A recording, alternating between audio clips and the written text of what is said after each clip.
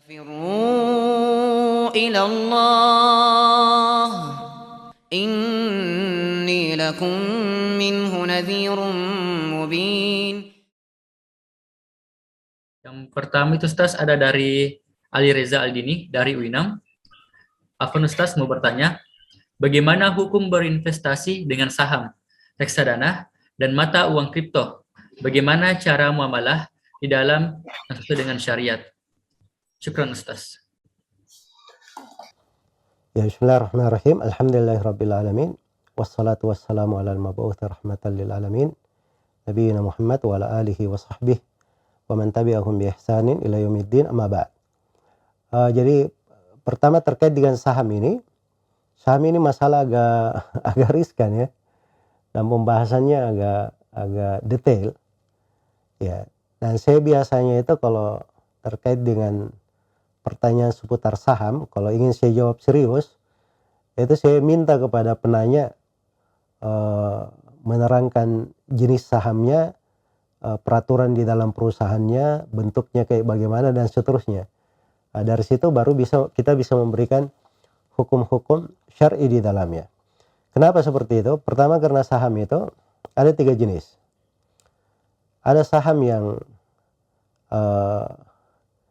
berasal dari usaha ini di sektor haram. Ya, kita tidak boleh masuk di dalam sektor haram. Yang kedua, ada dari jenis saham, dia masuk di dalam sektor halal saja. Dan ini dari Bursa Efek Indonesia itu hanya masih merekomendasikan beberapa perusahaan saja. Saya nggak ingat berapa puluh perusahaan yang dimasukkan dalam daftar yang sudah terpenuhi syarat. Nah, itu kalau dibandingkan dengan yang lainnya itu sangat sedikit sekali. Kemudian yang ketiga, ada yang masuk di sektor bercampur antara halal dan haram. Nah, ini letak silam pendapat di ulama masa kini, dan saya mantap di atas pendapat yang tidak membolehkan ya di dalam hal tersebut. Karena ini paling sedikit dia syubhat, dan seorang muslim itu jangan masuk ke dalam hal yang bersifat syubhat. Kemudian yang kedua, saham itu harus dilihat ya, antara suatu saham yang ada hubungannya dengan sektor real, ada asetnya, ada fisiknya, dan saham yang hanya main di ranah digital saja.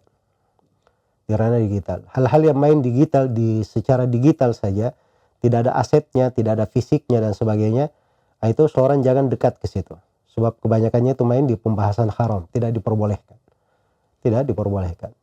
Kalau kita masuk di sektor real, misalnya ini ada perusahaan, realnya ada, fisiknya ada, dia usahanya di bidang gini, sudah berproduksi, masuk ke sini, kita masuk di dalam saham, membeli dari sahamnya, itu baru benar. Kita bersyarikat dalam bisnis namanya. Ya, bersyarikat di dalam bisnis. Baik.